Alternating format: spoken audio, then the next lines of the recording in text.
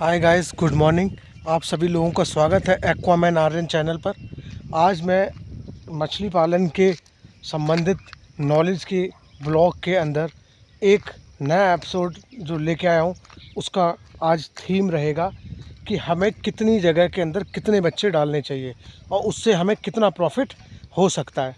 तो इस बारे में बताने के लिए आज ये ब्लॉग मैं बना रहा हूँ, जिससे कि लोग ये भी जान सकें कि हाँ, मुझे कितनी जगह में कितने बच्चे डालने चाहिए और किस कैटेगरी के कितने बच्चे डालने चाहिए। तो इसकी वजह से क्या है कि काफ़ी लोग इस धंधे में फ़ेल हो रहे हैं। तो इस समस्या का भी निवारण करने के लिए या लोगों तक एजुकेशन पहुंचाने के लिए आज का ब्लॉग मैं ये बना रहा हूँ कि कितनी जगह के अंदर कितने बच्चे डालने चाहिए और उससे कितना प्रॉफिट हो सकता है। तो इसको बताने के लिए आज मैं ये ब्लॉग बना रहा हूँ। तो आप लोगों से मैं कहना चाहूँगा कि अपने इस ब्लॉग को आगे बढ़ाने से पहले कि प्लीज़ मेरे चैनल को लाइक एंड सब्सक्राइब ज़रूर करें और शेयर ज़रूर करें, ताकि मैं ऐसे प्रोत्साहित होकर के अपने मछली पालन फील्ड में लोगों तक आराम से हर तरीके की नॉलेज को पहुंचा सकूं और लोग उससे इंस्पायर्ड होकर के मछली पालन की तरफ आगे बढ़ें। और जिस तरीके से मैं एक युवा इस फील्ड में काम कर रहा हूँ, ऐसे बहुत से युवा आएँ और धीरे धीरे इस फील्ड को आगे डेवलप करें, इस फील्ड से और मल्टीपल फील्ड्स में जाएं और भारत जैसे देश को एक महाशक्ति बनाने के लिए तैयार करें। तो आज हम चलते हैं आगे कि हमें क्या करना चाहिए। तो सबसे पहले मैं आप लोगों से कहना चाहूँगा कि जब भी आप तालाब खोदवाएँ तो तालाब की पहले एरिया को नापें। नापने के बाद मिट्टी टेस्ट करें और मिट्टी टेस्ट होने के बाद आपको पता चल जाएगा कि आपको यहाँ पर सबसे बेहतरीन तरीके से कौन सी मछली की वैरायटी करनी चाहिए। तो उस वैरायटी को देखने के लिए क्या है कि मान लीजिए कि आपने तालाब खोदा है और आपके यहाँ पर मिट्टी का टेस्टिंग के बाद लगता है, वैसे तो आप कोई ज़रूरत नहीं है मिट्टी की टेस्टिंग का, कोई सी भी वैरायटी कर सकते हो, बट अगर आप चाहते हैं कि मेरी वैरायटी कोई बहुत अच्छी निकले या फिर मैं कम जगह में ज़्यादा से ज़्यादा चीज़ें निकाल सकूं, तो उसके लिए आपको थोड़ा विज्ञान का सहारा लेना ही पड़ेगा। तो उसके लिए क्या कर सकते हैं आप कि आप चाहेंगे मिट्टी का टेस्ट कराएंगे। मिट्टी का टेस्ट होते ही आपको पता चल जाएगा कि हमारे मिट्टी में किस किस पदार्थ की कमी है और क्या क्या चीज़ मैं डाल सकता हूँ इसमें, ताकि वो पदार्थ की कमियाँ जो हैं वो पूरी हो सके। और अगर पूरी हो सकती हैं, या फिर कौन सी फ़िश है जो इस कैटेगरी के मिनरल्स में रह सकती है, सर्वाइव कर सकती है अच्छी तरीके से। तो ये सब एनालाइज़ करने के बाद आप मछली डाल सकते हैं। बट सबसे ज़्यादा ये भी देखना पड़ता है इसमें कि मार्केटिंग क्या करनी है हमें। मतलब कि मान लीजिए मेरे यहाँ पर तालाब में फंगासिस मछली है डली हुई और उसका मार्केट लेके मेरे आसपास है नहीं, तो वो भी करके कोई फ़ायदा है नहीं, क्योंकि आपको सबसे बड़ा जो इसमें काम करना है वो करना है सेल आउट करना। और सेल आउट करने के लिए आपको सबसे बढ़िया जो चीज़ वो है कि आपकी मार्केटिंग आपको पता होनी चाहिए कि मुझे कहाँ करनी है। तो इसके लिए क्या है कि आपको जगह टेस्ट कराने के बाद साथ साथ आपको ये भी देखना पड़ेगा कि मैं को यहाँ पर जो फ़िश कर रहा हूँ इसकी मार्केटिंग मेरे आसपास में कितनी है, इसकी मांग कितनी है, खपत कितनी है, ये भी एनालाइज़ करना होगा। तो ये दोनों चीज़ एनालाइज़ करने के बाद अब मैं बताते हैं कि मान लीजिए आप भारत में सबसे ज़्यादा जो बिकती है वो आईएमसी बिकती है।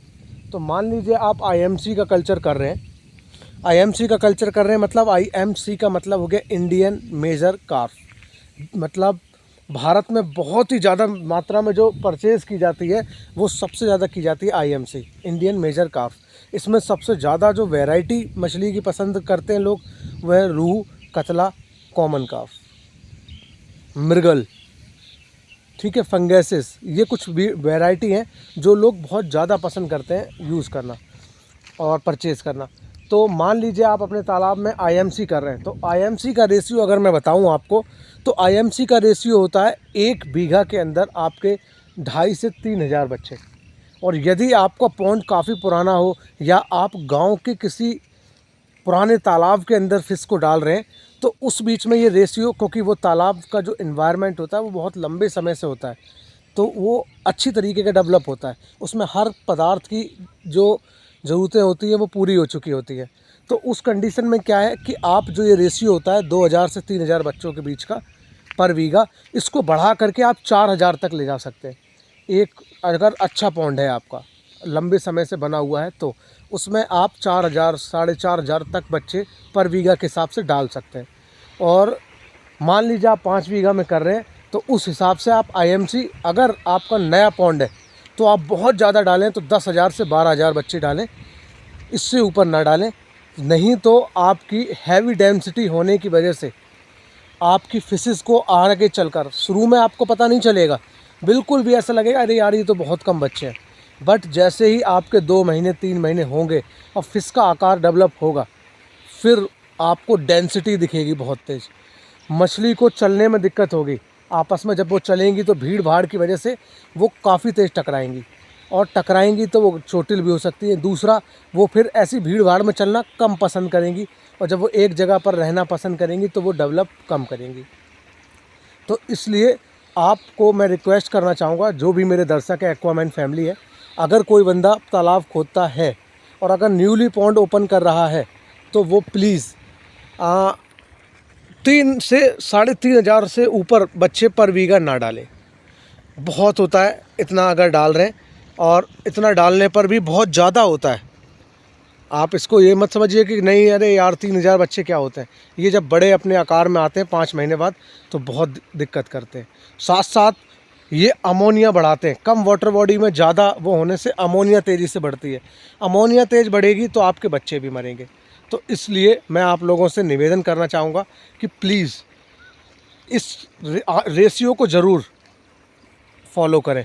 इस रेशियो को फॉलो करने से आप कभी भी मछली पालन में फेल नहीं होंगे। आपके बच्चे कम से कम मरेंगे, मोर्टेलिटी रेट जो है वो कम से कम होगा, आप जो है सक्सेस बहुत अच्छे तरीके से हो पाएंगे इस फील्ड में। तो इसलिए प्लीज़ ये करें। दूसरी बात, अब हमने जो बताई थी कि क्या है प्रॉफिट, तो इसके प्रॉफिट का मैं आपको सिस्टम बता दूं कि एक आंकड़े के साथ समझाता हूं मैं आपको इसका प्रॉफिट। लोग बाग बस आपको रेशियो बता देते हैं 40%, 30%, 60%, इस तरीके से नहीं। मैं एक आंकड़े के हिसाब से बताता हूं आप लोगों को कि इसमें क्या है प्रॉफिट। हम मान लेते हैं मात्र 1 बीघा ज़मीन को, कि 1 बीघा ज़मीन में हमारा पॉन्ड है, हम उस पॉन्ड को खोद रहे हैं, तो मैं केवल उसके बारे में आपको रेशियो बता के चलता हूँ। अब मान लीजिए आप 1 बीघा में आपने IMC कल्चर किया है और 3,000 बच्चे डाल दिए हैं। 3,000 बच्चे डाल दिए हैं। एक बच्चे को तैयार करने में आपका खर्च आ सकता है 40 से 50-60 रुपये तक। बहुत अच्छा अगर कॉमर्शियल फीड खिलाएंगे, फुल्ली आप कॉमर्शियल फीड पर उसको तैयार कराएंगे तो उस पर खर्चा आपका आ जाएगा कम से कम 60 रुपये का खर्चा, मान लीजिए कॉमर्शियल फीड पर अगर आप तैयार कराते हैं। और अगर आप उसको देसी और कॉमर्शियल दोनों फीड्स के साथ तैयार करवाते हैं तो वो ही आपका रेशियो पहुंच जाएगा 45 से 55 के बीच में, 5-7 रुपये कम हो सकता है। ठीक है, तो अगर आप ये रेशियो करते हैं तो मैं मान लेता हूँ कि आप कॉमर्शियल फीड खिला रहे हैं केवल, तो 60 रुपये पर मछली का हिसाब मैं मान के चलता हूँ। तो इस कंडीशन में मान लीजिए आपने 3,000 बच्चे डाले हैं, तो आपको उनको तैयार करने में 1,80,000 रुपये लग गए। 60 के हिसाब से 3 का गुणा करेंगे, 6 18, 1,80,000 रुपये आपके लग गए उसको तैयार करने में। वही आपके जब आप इसको तैयार कर लिया है 60 रुपये में, आप ये मत सोचिएगा कि केवल खाना ही है। 60 रुपये में मैं उसको मान के चलता हूँ उसकी मछली की दवाइयाँ हैं, आप जो केयर टेकर कर रहे हैं, आदमी कोई रख रहे हैं या खुद ही देख रहे हैं, वो सब चीज़ है। तो 60 रुपये में वो आपका सब कुछ इंक्लूड हो गया। इंक्लूड होने के बाद आप मान लीजिए अब ये आपकी फ़िश जो IMC है ये बिल्कुल गए से गए रेट में जो बिकती है वो 100, 110, 20 इसके बीच में बिकती है, कभी कभार 140 तक चली जाती है। लेकिन मैं इनके बीच का एक रेशियो ले लेता हूँ, आपकी 120 रुपये की बिचेगी। तो अगर मैं 3 का गुणा करता हूँ 120 में तो 12×3 = 36, मतलब 3,60,000 की फ़िश आपकी बिक गई। 3,60,000 की फ़िश बिकने पर आप अंदाज़ लगा सकते हैं कि कहाँ आपके 1,80,000 रुपये खर्च हुए थे, जिसमें आपने 3,60,000 मतलब लगभग 50% का आपने इसमें प्रॉफिट ले सकते हो वाटर बॉडी में। कभी कभार ये थोड़ा सा ऐसा भी है कि ये भी हो सकता है कि आप मान लीजिए 3,000 बच्चे आपने डाले बट उन 3,000 में आपके 500 बच्चे मर गए, तो कुल मिलाकर के मरते हैं ही हैं, ये तय है। कुछ चिड़िया बढ़िया खा जाती हैं या नहीं खा जाती हैं, तो कुछ थोड़े मेढक खा लेते हैं। मेढक भी अगर इनकेस आप उनका सलाह कर वो कुछ रास्ता निकाल लेते हैं तो उनकी अमोनिया या किसी चीज़ से मोर्टेलिटी रेट बढ़ता ही है, तो आपके कुछ ना कुछ बच्चे तो मरेंगे। तो आपके कुछ ना कुछ बच्चे मरने की वजह से, और कुछ बच्चे ऐसे हैं जो बीमार होंगे, ग्रोथ नहीं कर पाएंगे ठीक से, तो इस वजह से औसत मान लीजिए 3000 बच्चे अगर आपने डाले हैं तो उसमें आपको 2500 ही निकल पाएंगे। तो आप काट पीट करके आपके पास लगभग 60 to 70% आपने जो पैसा लगाया है उस पैसे की आमदनी का 60 to 70% प्रॉफिट आपको मिल सकता है इस फिश फार्मिंग में। दूसरा, ये आपको मैंने बिल्कुल आंकड़ों के साथ बताया है कि आप कितने % पैसों के साथ आप इसमें प्रॉफिट कर सकते हो।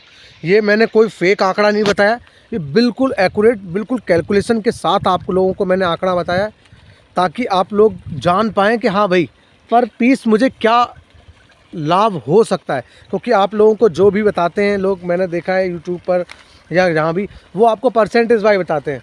नहीं, मैंने आपको बिल्कुल एक एक रुपये वाइज बताया है कि आप कैसे एक एक रुपये के प्रॉफिट को बचा सकते हैं।